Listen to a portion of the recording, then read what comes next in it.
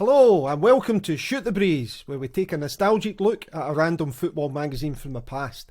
I'm Andy Smith, aka Scott's Footy Cards on Twitter, and with me is Tom Brogan. Hello. In each episode we'll invite a special guest to join us in trawling through the magazine and discuss anything contained within it. This could be anything from an article, to a photograph, to a competition, to an advert. Basically, if it's in it, then we'll talk about it. So sit back and let's shoot the breeze. Wriggles clear, might just get the chip, and he does, he's scored! Oh, what a great tackle! He's done it! Oh, brilliant play! Wiggling his way, that's an excellent ball, and Dini! It's a goal, forward for Clyde back. Excellent play by Hughes. I think the player of the match, and sweetly finished by Penny. Welcome to part 2 of our podcast with Craig Brown, where we're chatting through a copy of Shoot magazine from the 1st of November 1980. Let's jump back in and continue with Craig.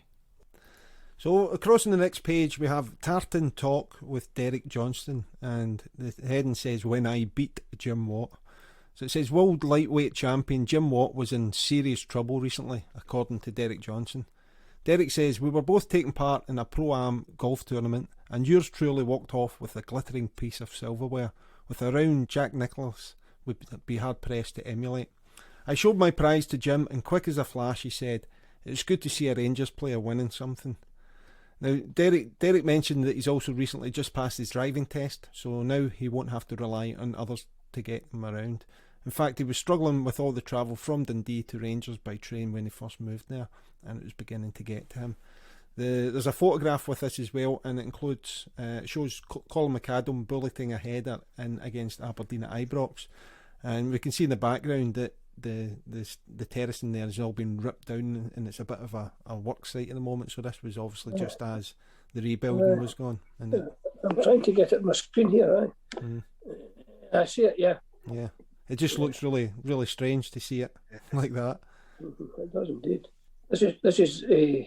This is Derek Johnson. Derek Johnson, yeah. Derek's a legend at Rangers. He's a smashing guy and a lovely storyteller. You should get him in your programme here. You'll be entertained. He's definitely on the wish list. I mean, the very fact is that he's this Tartan Talk feature with him. I don't know how many years it lasted, but it seemed to have been there for an eternity. And it's great for a story. Aye, well, I'm sure he would be, because he's always got a story. Like Derek, and he's the nicest guy and the most humble too. You know, you'd expect when you go to, he's in the boardroom. When you go to Ibrox now, there are one or two ambassadorial jobs around the football club, and Wally Henderson's got one of them, and Derek Johnson's got another, and Richard Goff's got another. So you see the old timers of my era there. Willie, for example, Willie and I signed it. See, Willie came at the same time as I did to Rangers. McKinnon, Henderson, Davy Provan, and myself, and three of them made it, and this other one, he didn't. We had to get rid of him, but you know, they were good boys and good players. Now Derek came after that. He's a bit younger, but he was outstanding as a striker for Rangers, and still is very well respected at the football club, because he's wearing the blazer and he's shaking hands with everyone on the match day. So what we're saying is he gets in for nothing. So we look at the next one here. We come to something that mentions yourself here. So this is Simpson Spur for McWilliams. And the article says, David McWilliams, the current Clyde goalkeeper, is trying to prove that keepers improve with age. At 30 years old, he is still one of the most consistent number ones in Scottish football. McWilliams says, Craig Brown is such a knowledgeable manager that everyone wants to play for him. He's dedicated to this club, and we try to do likewise on the pitch. Clyde fans haven't had an awful lot to get excited about in recent years, but every player at Shawfield is determined to do something about rectifying that situation. Promotion is the main aim, and I'm anxious to play my part. And he says he'd love to play in the Premier Division before retiring, and would love to do that with Clyde. McWilliams' career highlight was playing for Airdrie in the Scottish Cup final in a 3-1 defeat to Celtic 5 years previous to this magazine. Paul Wilson put two past him, but McWilliams says, "We were never outclassed in any way by Celtic. It was 1-1 at one stage, but Celtic got their second shortly after our equaliser, and it took the wind out of our sails." and he's pictured there with quite a bushy beard and unkempt hair. Aye. Just as a wee spoiler on the season, Clyde, this season you've finished 8th out of 14 teams this season on 40 points. Now, looking at the table, it was interesting. It was Queen's Park that won, but between the 8th position and 2nd place was only 6 points between them, so it was a really, really tight league, and it was 2 points for a win. Queen's Park won the league in 50 points. They won 16 and drew 18 of their 39 games, which is just incredible that, you know, you just under half of your games you've drawn and you've still went on to win the league. That just shows you how tight it was that season. Aye, the leagues were tight. I was about to say to you that we were the only part-time team in the league, but that can't be the case if Queen's Park were there. I know that when I was at Clyde, you know, I was 9 years at Clyde, and there was a time when we were the only part-time team in the league we were in, you know. Now, but Big David McWilliam was a very, very good goalkeeper. Big, powerful, terrific build for it. And he mentioned a game there, Airdrie, in the Cup final. Well, that rings a bell with me because I was the assistant manager of Motherwell, and we played Airdrie in the semi-final, and he was the goalkeeper of Airdrie, right? But our goalkeeper was Stuart Rennie, and Stuart Rennie, you could hardly believe this, overcarried the ball. I don't think I've ever seen it again. He you know, you're only allowed 4 steps in, so he took more than 4 steps. He overcarried, and an indirect free kick was given inside the penalty ball. And I don't know, the 2 fullbacks, Johnson and Caldwell, George Caldwell and Paul Johnson. And I think Caldwell knocked it to Johnson, and he scored. The indirect free kick got them into the final. That beat Motherwell. Now that's the Airdrie team he's talking about. He was in that Airdrie team. Then I got him to Clyde. He was a very good Clyde goalkeeper. Now this magazine's 1980. We won the league the next year. Yeah, I think. Yeah, you were 9 points clear the next season. So Queen's Park would have went up this season, and then so it might have been this season coming, the season after that you're thinking about. You were the only full-time or part-time team. Well, we were. What did I say? We were regrouping. we were getting our act together. Yeah. So that we got up the next season. But Big Davy, I remember him well, a smashing goalie, and I signed him because he was available, and I'd seen him play for Airdrie so very well against Motherwell when I was the assistant manager of Motherwell, because Airdrie were in the top. There were only 2 leagues. Am I right? I'm not sure at that time. Maybe it changed to another 3 leagues. But when we played the semi-final of the Cup, Davy was the Airdrie goalie, but our goalkeeper overcarried, and that was it. I can't speak highly enough of him. We had Dennis Connican in goal. We had John Arrell was probably the one that was longest with me at Clyde. I had several goalies, and when I ran out of goalies one time, the goalie injured, Paul Kearney. We had Paul Kearney in goal. We had a goalkeeping crisis, and I got Bobby Clark out of retirement. He was 40 play, and one of the games was against the Bankies. And I'm actually frightened to say this because I think they scored 5 goals. And Bobby wouldn't thank me for saying it. I need to check it, but Bobby played. I think he played 4 or 5 games for us. One of them was at Hearts at Tynecastle, and Hearts must have been the way they are at the moment because he had a clean sheet at Tynecastle against Hearts, and the Hearts were in our league at the time. And then, but I think the Bankies came to Glasgow and scored 5. So I'm not saying any more about that. 4 of them were offside. Yeah. Okay, on the same page, there's another article, and it's tough talking Clooney shakes up Saints. So this is Jim Clooney at St Mirren, and it said, "We tough talking all the time." Yeah, it says Jim Clooney is not a man to mince his words. The St Mirren players have been left in no doubt what he demands from them in every game. After a 1-0 loss to Partick Thistle, he said, "If I see my players giving their all until the final whistle, I will be satisfied. We've been making chances, but not sticking them away. When you stop creating chances, you know you're in trouble." Now, Clooney led Saints into Europe for the first time in the UEFA Cup when they beat Elfsborg 2-1 in Sweden. On that game, Jim says, "I don't normally single out individuals, but Jackie Copland and Doug Sumner were outstanding. I was particularly pleased how the team responded to letting in an early goal." And the article also mentions the move of ex-St Mirren player Ian Munro to Stoke City. He was on his way to sign for Alicante before it fell through. Peter Weir and Billy Abercrombie are also mentioned in the article as exciting talents in the Saints team. Now, as a wee spoiler, St Mirren finished this season 4th in the league on the same points as Rangers. Now, Jim Clooney was sacked in November 1980, so he was actually sacked the month that this magazine was published. After a 2-1 victory over Celtic at Celtic Park, Ricky McFarlane, the physio, took over. And apparently the reason for his sacking was allegedly that he had offended a director's wife on a flight home from St Etienne where he swore at her. Now, I don't know how much is true in that. You probably know a bit more about that than myself, Craig. No, I don't actually. I don't know about that. The first I've heard of that, but I know Jim Clooney, and I don't know what club he was managing. Maybe it was Kilmarnock. The club he was managing in 1982 when the World Cup was in Spain, and I'll tell you why.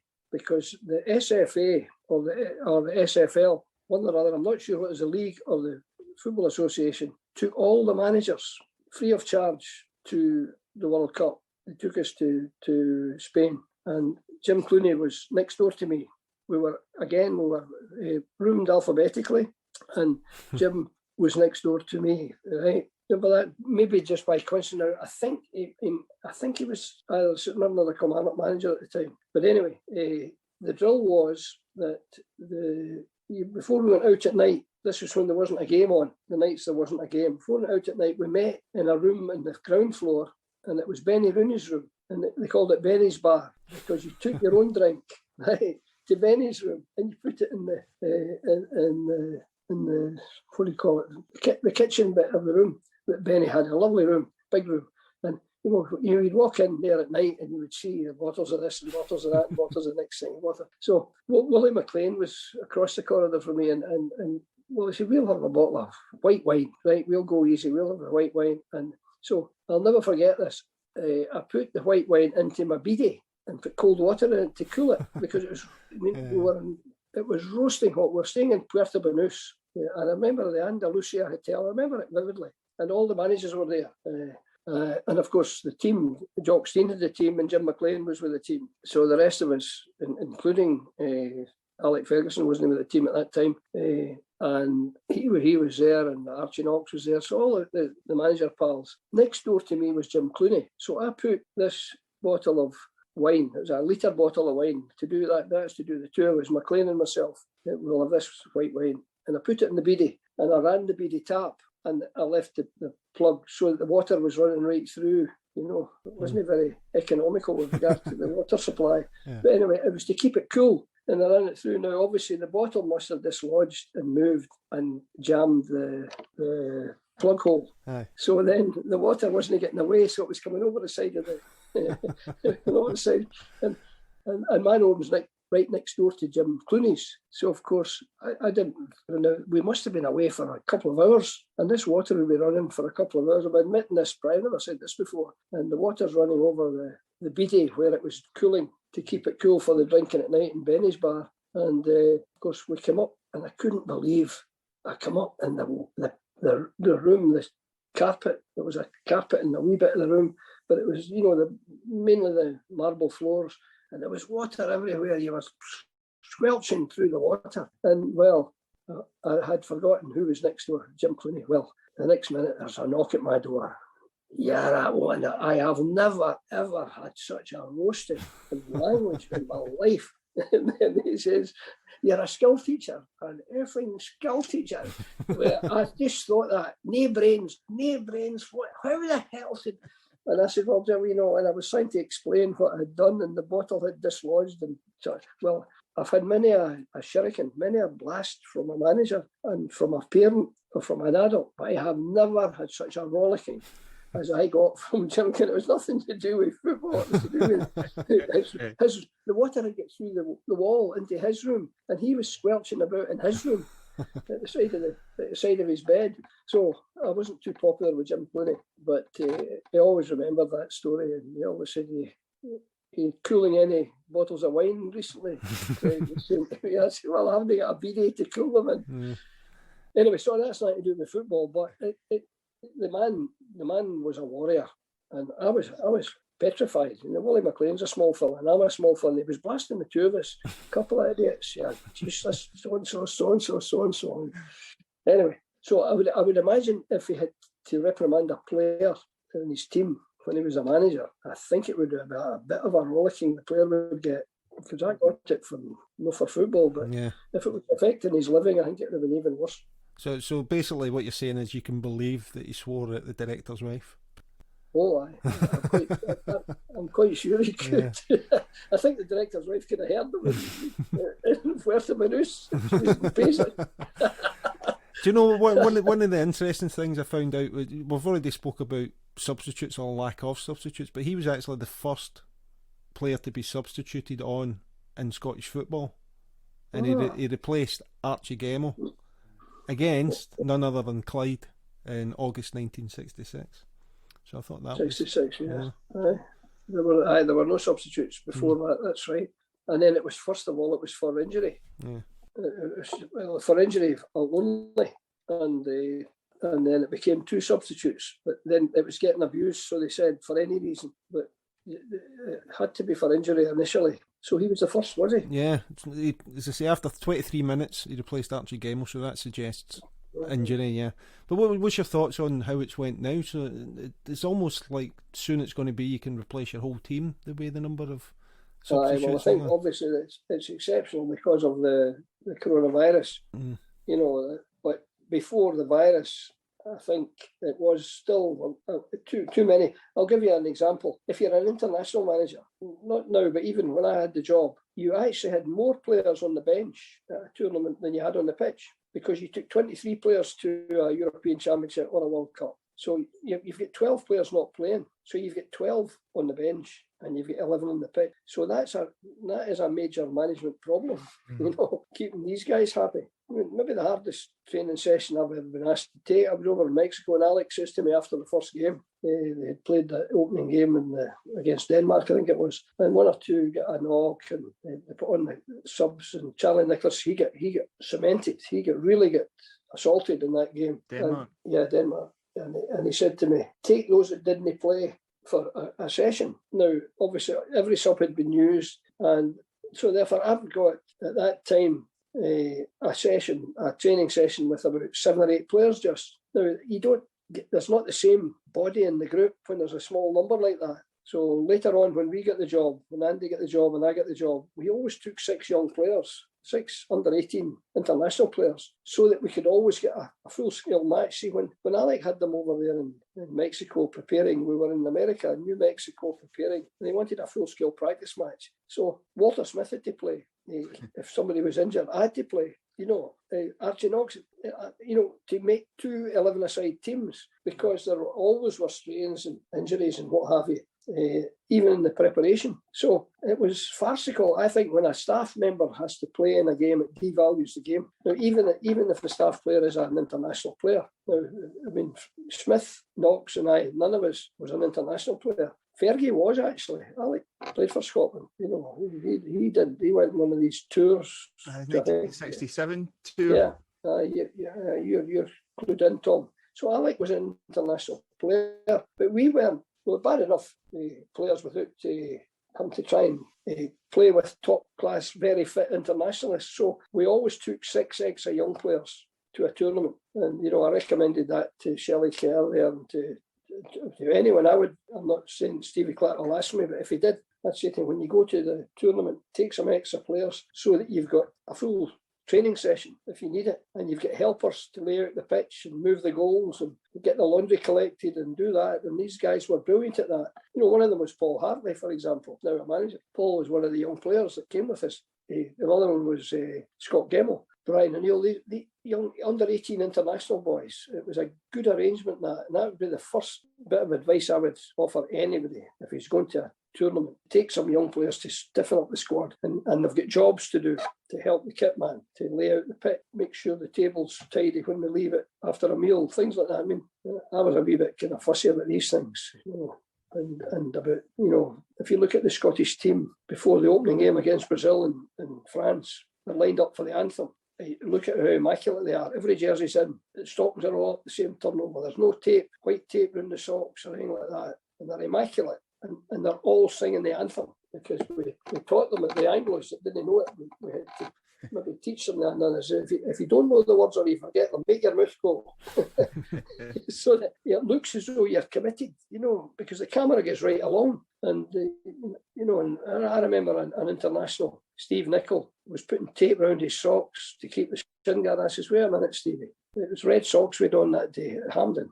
I says, that's unacceptable. You're putting that white tape around. Are you a trotting pony or are you a footballer? He's looking at me, I says, that is not. He says, well, we're at Liverpool, and we've got red socks and we can do that at Liverpool. We put the tape around. I says, Stevie, this is not a pub team Liverpool you're playing for. This is Scotland.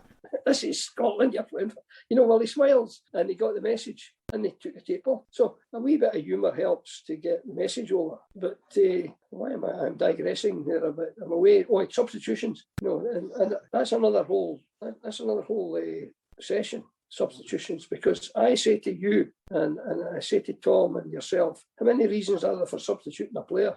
Give me a number and I'll not ask you because it's unfair. But I know if I ask that to a group of players or manager or anything, they'll all say 3, 4. I say, well, let's see how many we can get. And you put your team down and you say, how many reasons are there for substituting a player? Now I can get 11, now 12 for substituting a player. So they always think if you're substituted, it's because you're injured or you're on a bad game.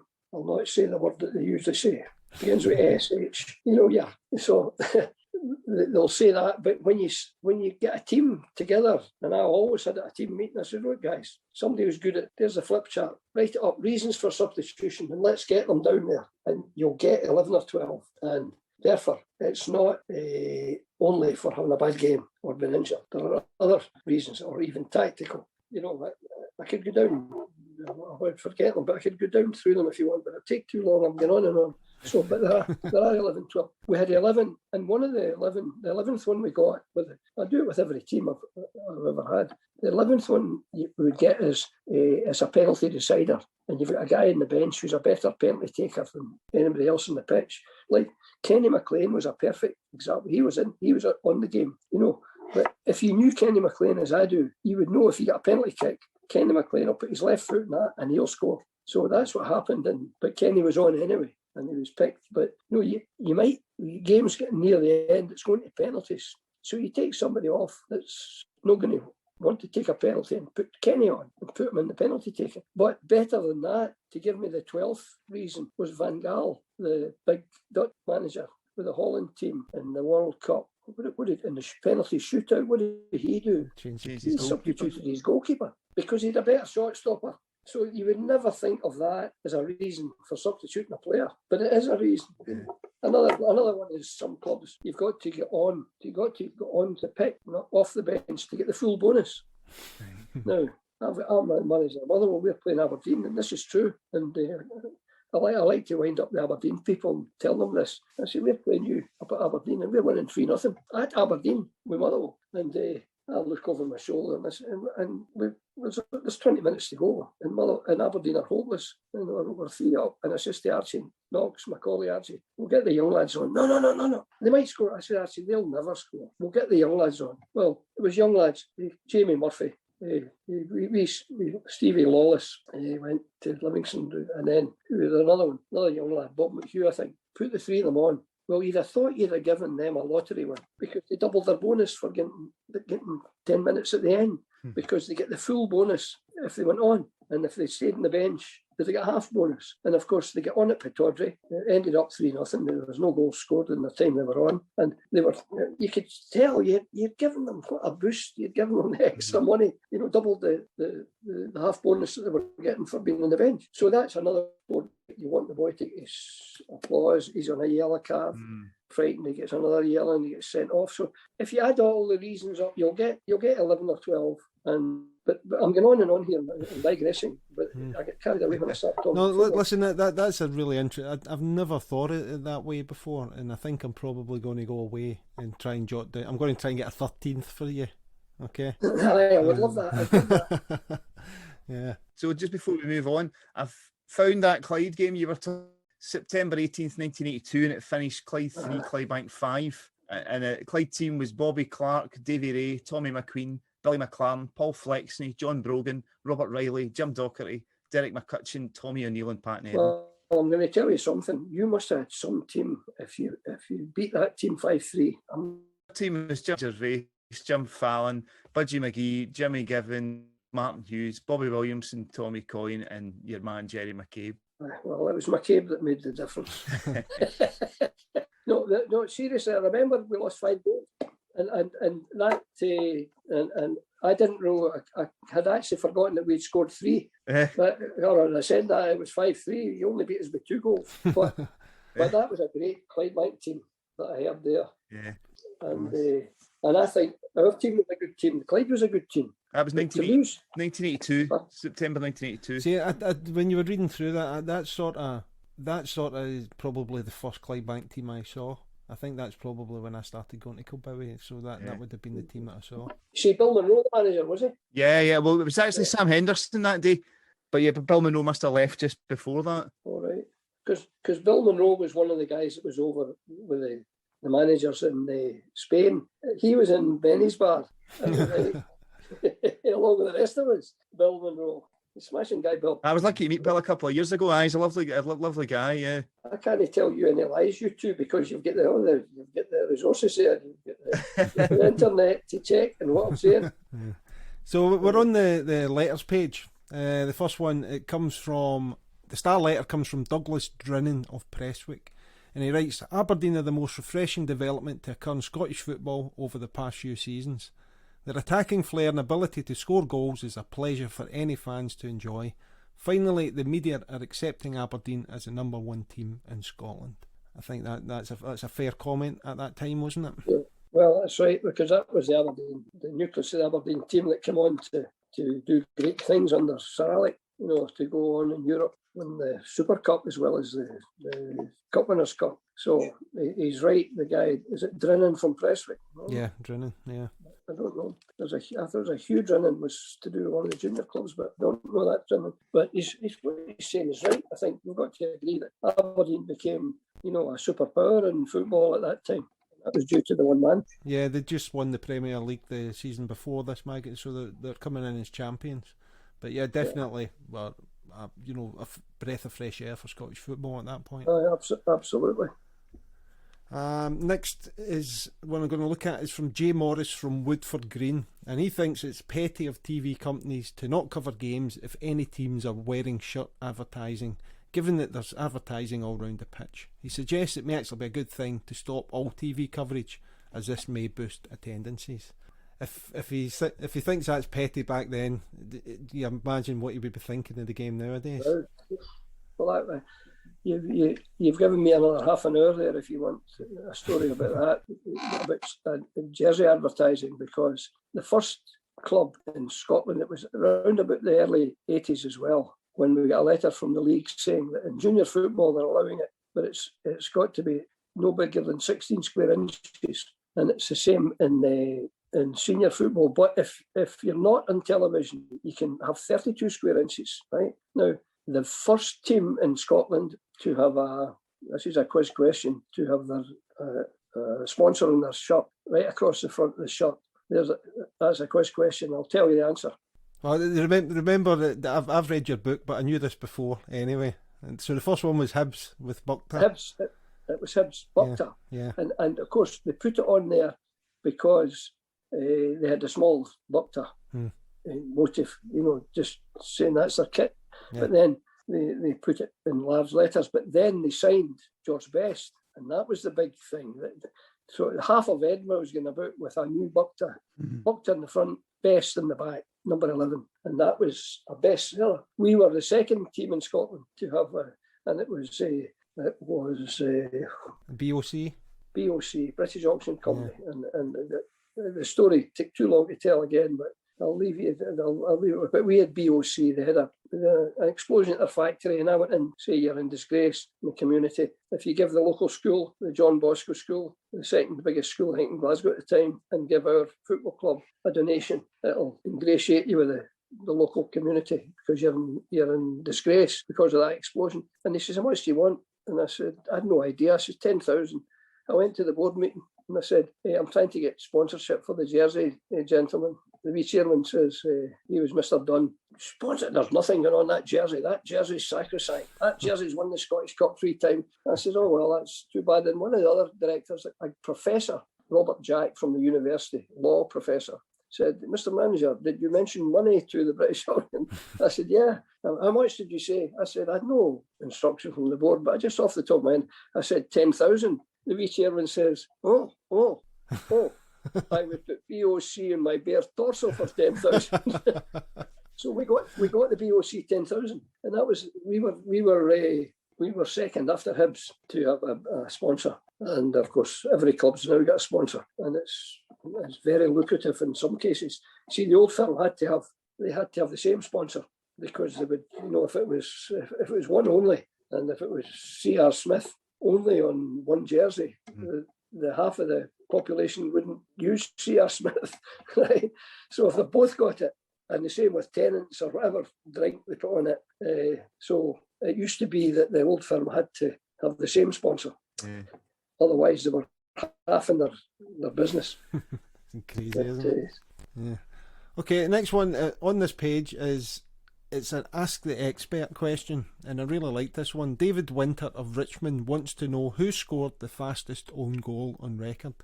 Now, Shoot's replies say, as far as the Football League goes, I can't trace anyone to better the unenviable fate of Everton's Tommy Wright. He scored an own goal against Liverpool in 33 seconds, and then another against Man City in 32 seconds on successive weekends. Yeah. You would give up football after that, wouldn't you? You just think, this isn't for me. That's it. That'll do me, yeah. that was March 1972. 33 seconds. It wasn't the fastest own goal, I think. There was a Bradford City defender, Dave Fretwell, scored after 20 seconds. But I think scoring 2 own goals successively in 32 and 33 that's seconds. Incredible. No, I can't beat that. Moving on, before we have a little break from the magazine, we're going to look at the Celtic Spotlight. So it's Spotlight on Celtic and then the team photo. And it's the headline along with it is Billy McNeil's priority is home rule for Celtic. So the article begins, Europe was once the arena where Celtic dazzled and devastated with command performances to leave fans at home and abroad breathless with excitement. Alas, those days of mesmerising brilliance are in the past as his Parkhead men, winners of the European Cup in 1967, tried desperately to put their game together in the Premier Division. Celtic's stay in the Cup Winners' Cup was short-lived as they were put out in the first round to Timișoara of Romania, having had 2 sent off and 4 others booked in the game. Celtic were furious and lodged a protest against the ref. With many stating that Aberdeen are taking over in Scotland, the pressure is on for Celtic to rebuild and reshape. Manager Billy McNeil says, we are not getting enough for our efforts. We are putting a lot into our game. We are dictating matches, but we are not reaping the expected rewards. That is something we must remedy. McNeil is in his 3rd year as manager at the club and has brought in players such as Frank McGarvey, Davy Provan, Murdo McLeod and Dom Sullivan.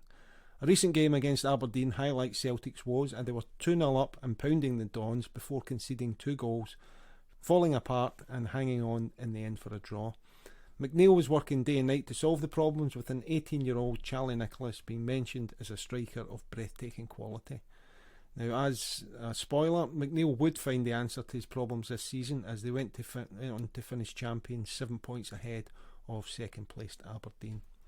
They would also finish then the win next season as well, so it was the start of a couple of years. Well, impressive, that's all I will say, and I don't know what you want to add to that. The photograph is a terrific photo, and when you look at the players in the team photo, you realise the quality. Put the glasses on to a right good look at them, you realise the quality of team that they had there, and quite a number of them went on to, they were involved in the winning of the European Cup, because it's a really impressive Celtic team, and it's also a very impressive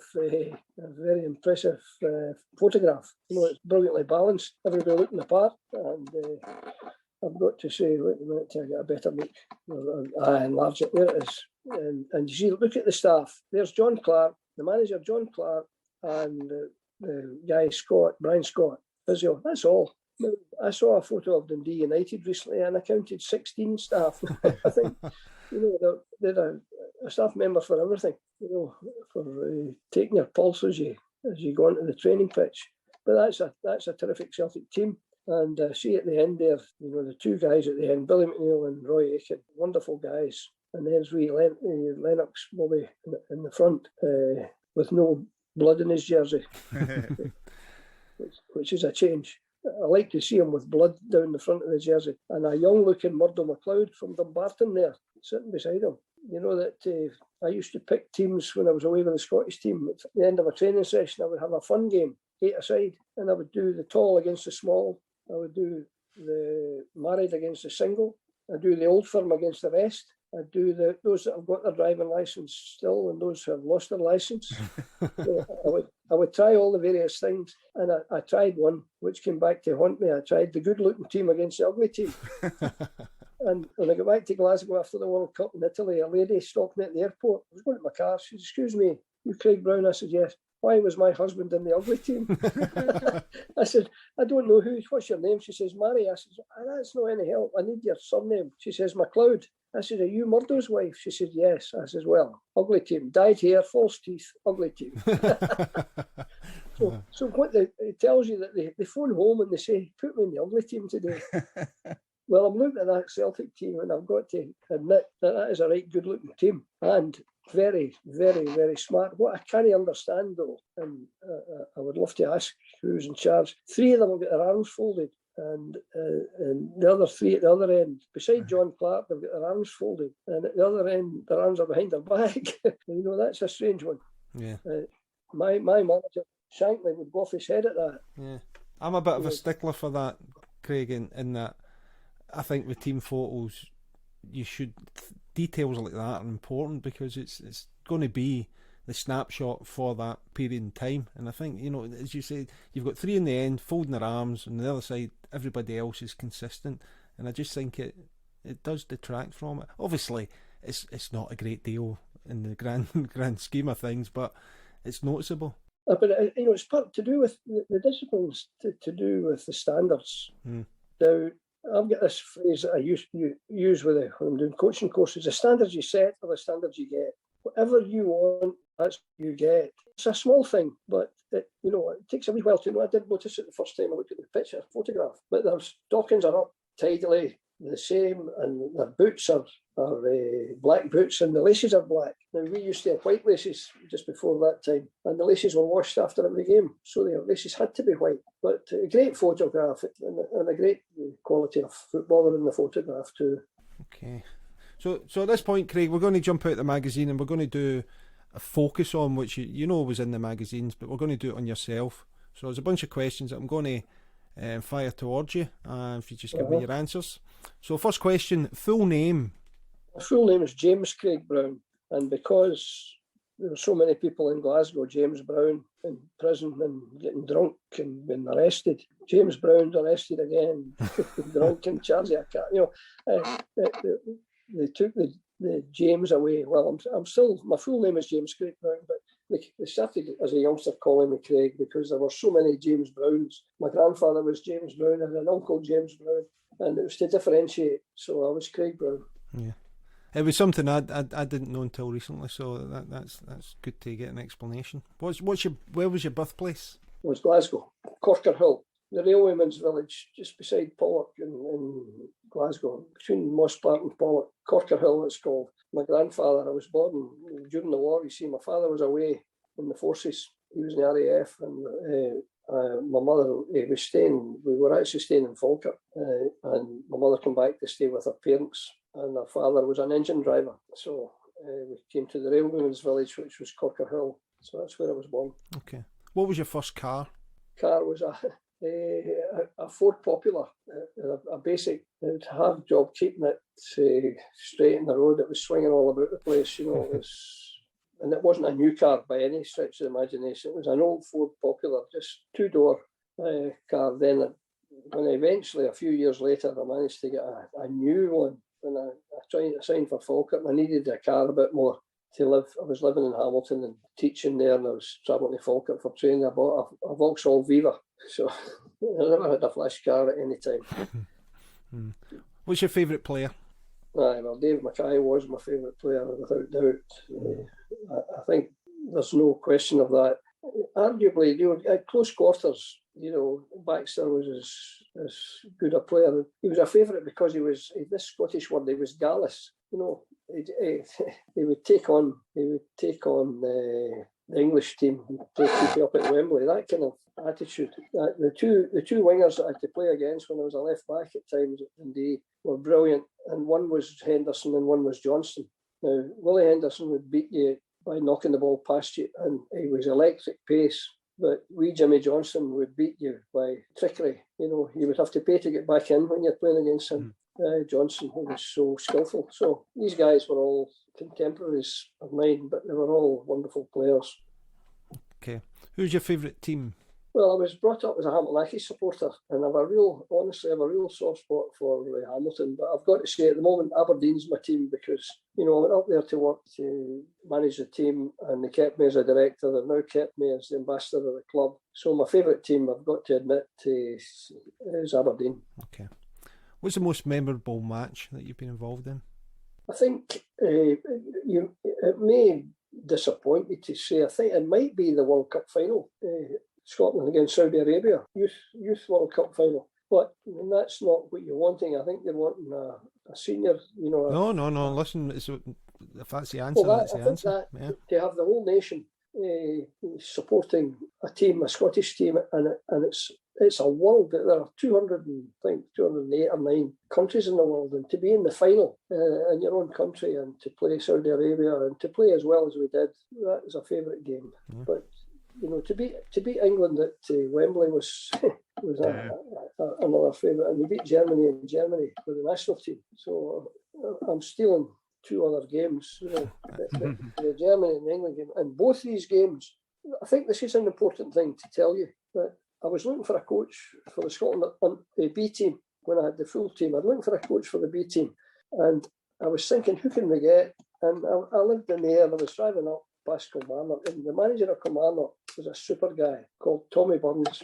And I says, I'll ask Tommy if he'll manage this team. So I went into Rugby Park, and I said to him, Tommy, would you take the B team just in a one-off with friendly international against Wales? And we've got a game the same night. Tommy says, okay. So to cut the long story short, Tommy took the team after the game. I didn't see the game because we were playing another international that night. I said to him, anybody I should put in my first team? He says, yes, definitely. I said, who? He says, you should put Don Hutchison in your team. I says, no chance. He'll never get in the team. I says, we've got a midfield full of good players. I says, we've got McAllister, we've got McCall, we've got Lambert, we've got Collins. He'll not get a game. Why you tell me? He says, I don't mean in midfield. I know what you tell me. He plays midfield for West Ham and for Liverpool. He says, I'm talking about up front. Try him up front, Craig, I'm telling you. He says, I stuck him up front in the B team, and he was brilliant. Well, the rest is history. We had a friendly with Germany in Germany, and I put him up front, and we beat Germany 1-0. Who scored the goal? Don Hutchison. We had to play England in a playoff down at Wembley, and we beat England 1-0. Who scored the goal? Don Hutchison. Who told me to play him? Tommy Burns. So, I mean, I don't think if you're any time in your career, if you're too arrogant or too cocky or big-headed, not to ask for advice and help, you're stupid. And I get great help from Tommy Burns. I was going to ask a wee bit about that game, Craig, at Wembley. I remember you reading in the first leg at Hampden, I think England had Tony Adams and Martin Keown as the central defensive partnership, but at Wembley it was Adams and Southgate, is that right? Yes, that's right, yes. Southgate's a good footballer, but he was a bit softer than Keown. They left Keown out and they kept Adams in.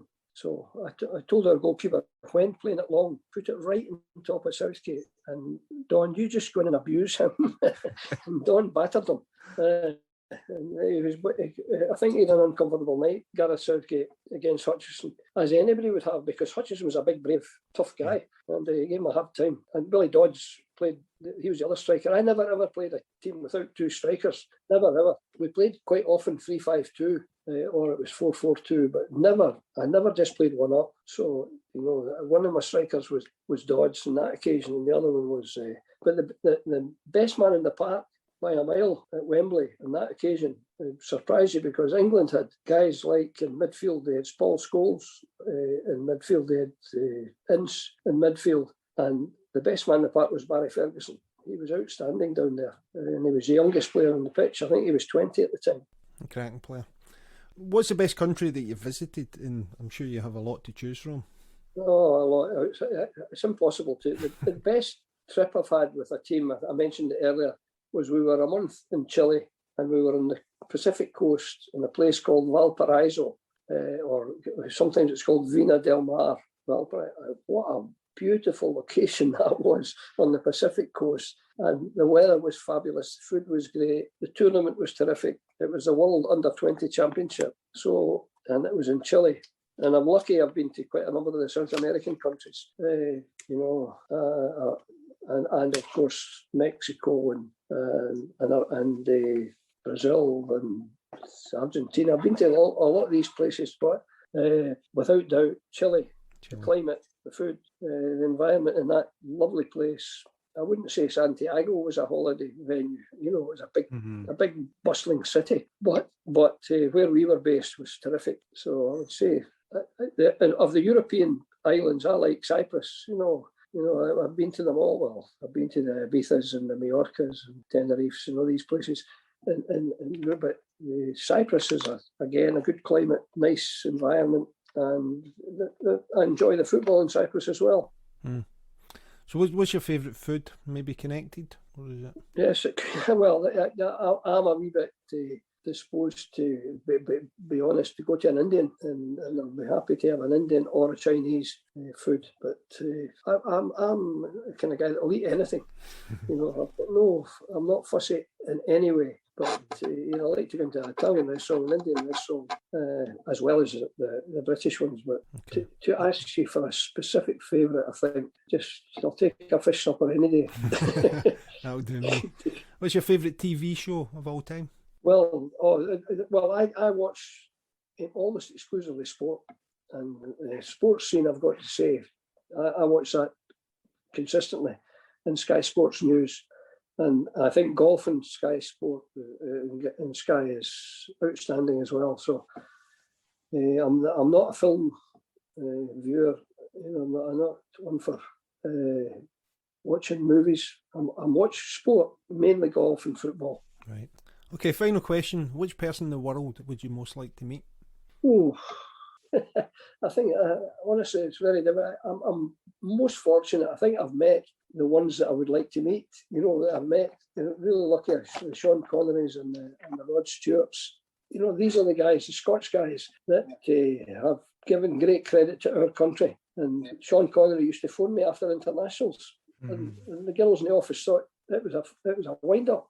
But it was him asking to get through, just to talk about the game the night before. And then Rod Stewart would come and join us when we used to practice in the USA before a World Cup or a European Championship. And Rod would come and join the training session with us, invited us to his concert in the Madison Square Gardens, had the whole team up on the stage. Oh. So, I mean, I can't think there's anyone that other the one that's a contemporary of mine age-wise. I would really like to have a round of golf with Jack Nicklaus, because I think he's just a gentleman and a wonderful golfer. Although, we have a wonderful one in Aberdeen who won the Open, Paul Lawrie. Mm-hmm. But Jack Nicklaus has always been one of my heroes. And if you're asking me for someone that I haven't met that I would like to meet, I would think Jack Nicklaus. Okay, brilliant.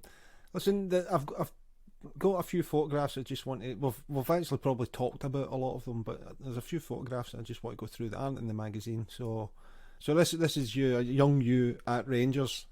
That's the training strip. That's the Rangers training strip we had. So obviously they used an old match strip for training purposes. So we all were on that training strip. That was taken at Ibrox. Yeah. Next one, moving on. This one is taken down at Inverclyde. And I don't know if you can spot yourself. If it helps, I've zoomed in. And there's you in there. And it's... I see myself there, yeah. Yeah, I mean, just some of the faces that are in there is quite incredible. Somebody's there, right? I see, if we do, right in the middle of the laugh is Dick Campbell. Yep. Right in the middle, and then on his right shoulder, Kenny Cameron behind him. Yeah. And beside Kenny, to the left at the front, is Alec Miller. Yep. But some of them I'm not recognising. there's two guys there. I'm sitting, and I don't know who I'm sitting beside. I think that's Jim Fleeting down in the front there. Yeah, it is. And then Andy Roxrock beside, up the right hand side. It's a great photo. I mean, you could spend so. I mean, just up the top left, I can see Tony Fitzpatrick up the top left, and these were great times we had down there. Were thoroughly enjoyable. And you know, and I'm what they come of foreign guys that keep in touch with us. You know, so we're fortunate. But did I see Bill Monroe up the back row with a red top? Is that Bill Monroe? I don't think that's Bill. I don't know if he's in there. I'll give it a closer look later on. But no, I don't think it's not. But Bill Monroe, and because I think that's Donald Park beside him in the green. Right. I'll send it on to you anyway, and you can look at it. So next one, Hammy and the Hamsters. There we are. There we go. What a good looking bunch. The back row from Kenny Cameron, Alex Stewart, and Alec Hamilton, and Hugh Robertson, myself.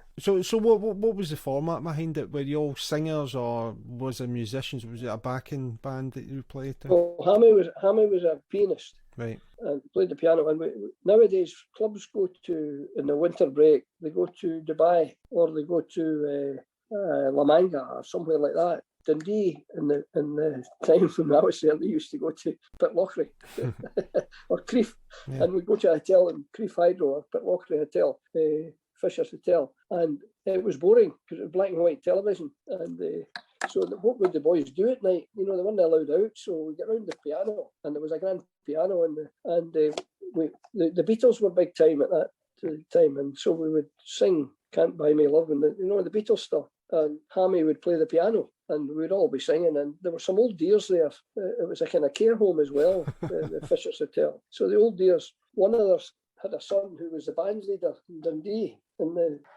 JM Ballroom. His name was Johnny Battersby, I remember that. And she said, "My son would love to hear you. So when are you singing next?" And I didn't know. Hammy said, "We'll sing whenever you want us to sing. When your son comes, we'll get the boys together." So he heard this, and he says, "Well, that'd be brilliant in the dance hall at Dundee at night, on a Saturday night after your game. You'd come in and sing a few." So we sang a few of the Beatles. Then he wrote us a couple of songs, and these are the two that we recorded. And I actually went well. We were in the cup final in 1963, Dundee, against Rangers, and of course before the cup final we were selling like hot cakes, so it was top of the charts in Scotland. My Dream Came True, it was called. Yeah, I think you'll get it on YouTube still. I'll need to give it a listen. So next one. So this is your time at Motherwell. Yeah, that's a good team. That's Wally Pettigrew that's sitting next to me. Good team, and it's amazing. One goalkeeper, and they're smart. Their hands are behind their back. But you see, again, there's the staff. There's just Willie McLean and myself, and two trainers. Trainer for the reserves, John Hunter, and the trainer Willie McKenzie for the first team. And that was your lot. And that was a good team, that Motherwell team. Celtic came in the Scottish Cup with Jock Stein, the manager, Kenny Dalglish playing, and we beat them at Fir Park in the Cup quarter-final. And I don't see any Clyde Bank connection there, is there? No, I don't see him. Colin McAdam, he's Dumbarton. Yeah. He's beside the goalie in the middle, big fella. And John McVeigh, ex-Clyde. Ali Hunter's the goalkeeper. And on either side of him, two big fellas, Colin McAdam and John McVeigh. I'm looking at the rest, I don't see any other. I love Craig, up the top left-hand corner, it's Alex Spark, who looks as though something funny's happening. You know, you're talking about how you need to, do a team photo right. What I love is he's laughing. He's the only one who's laughing, and next to his name in the list it says, contract cancelled. So it actually says that, and I'm wondering if it's related to the team photo at all, maybe. Does it say that? Yeah. It's a very strange thing to put in a team photo. I see it, Alex. That was because they let him go. He came up from England and he was a stone overweight, at least.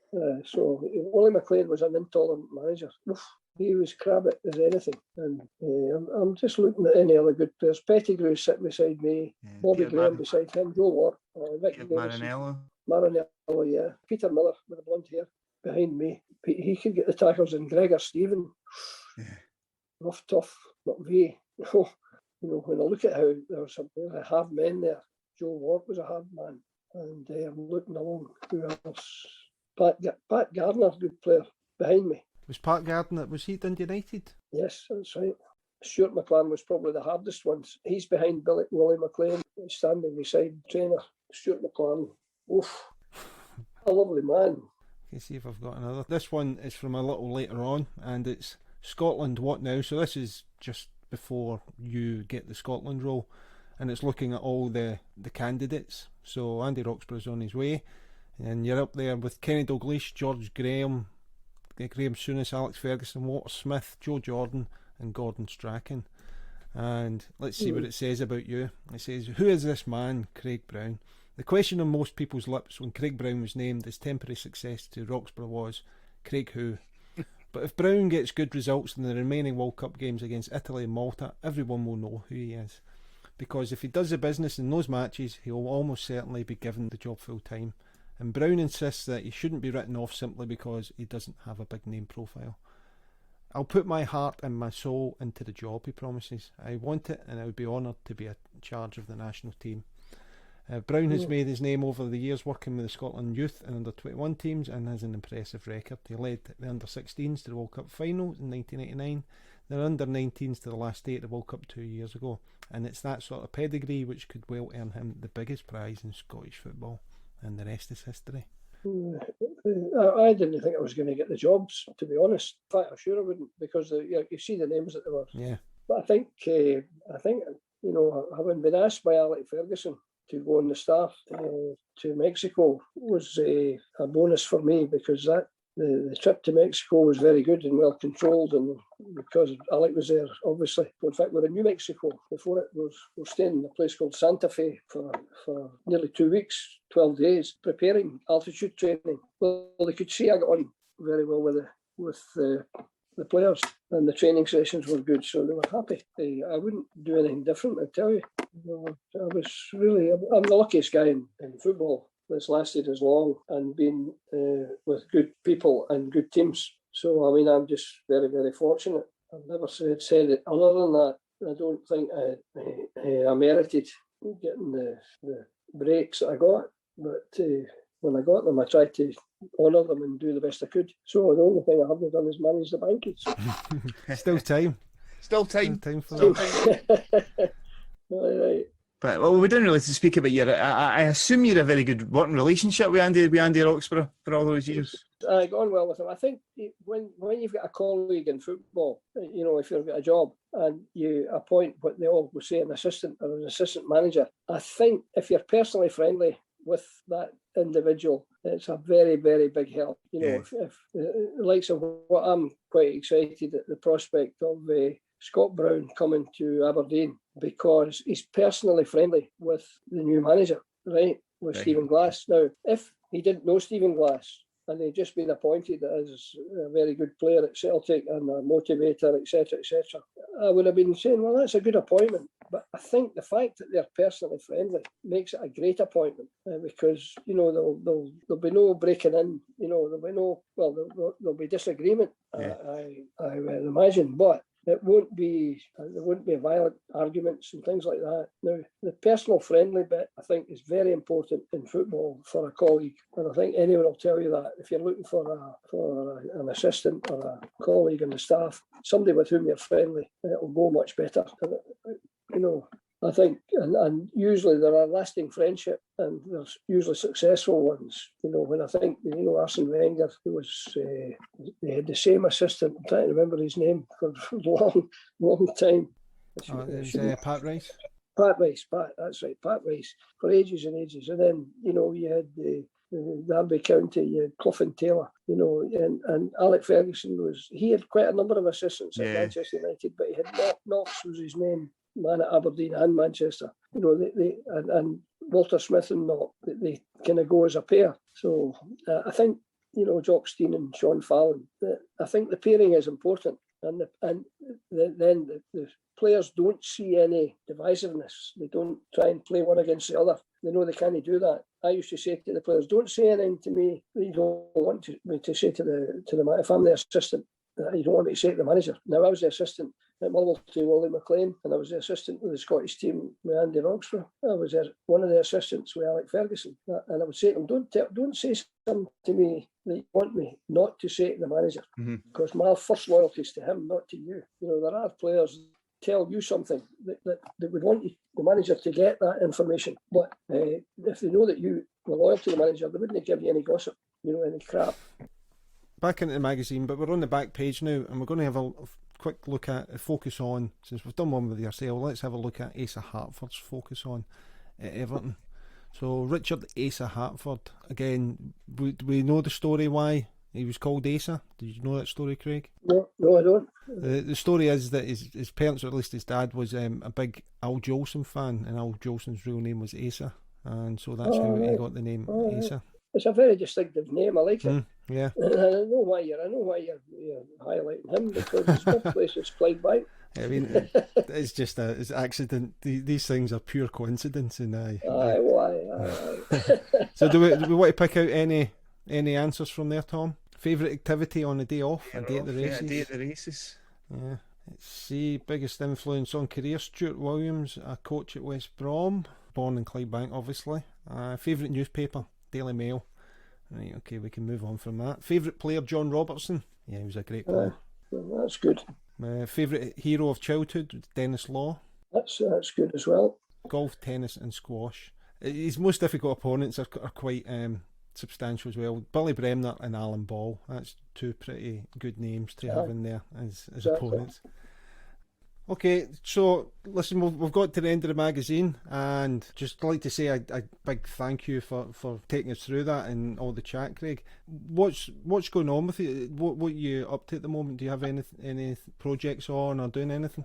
No, I'm happily retired because you know what age I am. So you know that at my age I'm lucky to be alive, right? And I'm the club ambassador at Aberdeen, which gets me to every Aberdeen game. I'm in the director's box at every game, home and away, and I'm required for duties.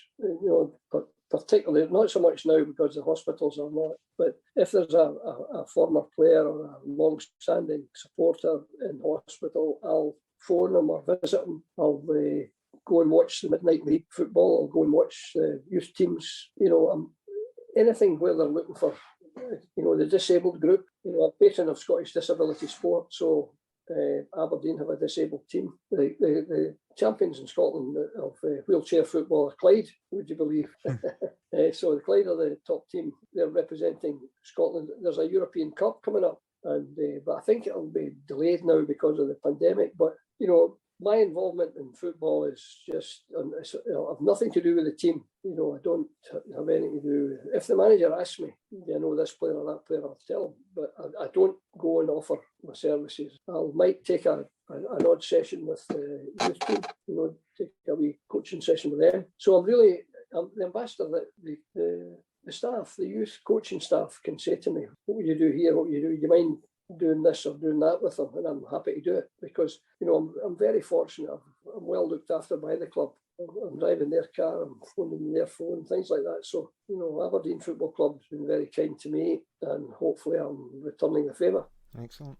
No, listen, it's been an absolute pleasure. I could listen to you even longer, but yeah, it's been great, Craig. It's been a real delight. Well, I'm sorry, I am a bit long-winded when I start. Not at all. But I'll talk to you anytime. You give me a call, I'll be pleased to tell you. We'll have you back on again if you'll come back on again, Craig. Absolutely. I'll come back on, but I think you'll be bored listening to that again. I think, but. I tell you what, we'll get you on to go through the second half of the magazine. Okay. Anytime, just give me a shout and I'll be there. That's great. No, listen, thank you very much. I really appreciate you taking your time. I want to say to both of you that I've done so many of these podcasts, but I've never known guys as well prepared as yourselves. And, thank you. It's really a pleasure to talk to you when you know what you're talking about and you're knowledgeable. So thank you very much. Brilliant. Okay. That means a lot. Thanks you. Much, Take care. Cheers, guys. Thanks. All the best. Bye-bye. Good night. Bye. So thank you very much to Craig Brown again there for being our guest, and as always I'd like to thank Tom for being Tom. Thank you, Andy, for being Andy and Scott's Footy Cars on Twitter. And thank you everyone for listening to the podcast, for joining in. I very much hope you enjoyed the episode there with Craig. We all did. We'd like to say a special thank you to Pete Wiley of the Mighty Wah for the use of the story of the blues in the music for our show. You can catch up with Pete on petewiley.co.uk, where you can check out the details of upcoming gigs and new music. We'd also like to thank our producer Diane Jardin for her great work and support on the podcast. Please check out transmissionroom.co.uk where you can book music recording and rehearsal facilities in Clydebank. Our charity partner this season is the West Dunbartonshire Community Food Share. This is a charitable organisation that provides various services and support to the local community, including the following: a school uniform bank, school holiday brunch bags, food provisions, Christmas toy bank, cooking and growing lessons and a baby bank. They provide essential support to the local community in supporting individuals and families, and we will be looking to support them in any way we can through the podcast. This will include drives for donations of food, money and support in the form of volunteers. We will also be raising awareness of the group to highlight the work that they do, but also to ensure that families and individuals who can benefit from the group are aware of these vital services. You can follow them on the West Dunbartonshire Community Food Share group on Facebook or West Dunbartonshire Community Food Share.co.uk for the website, and that's West Dunbartonshire with an N. You can also donate through our Just Giving page for the charity at justgiving.com/fundraising/shoot the breeze, one word. Also keep an eye on our Twitter accounts at shoottb_podcast and at Scott's Footy Cards for updates and news on our charity partner. So until the next time, let's shoot the breeze.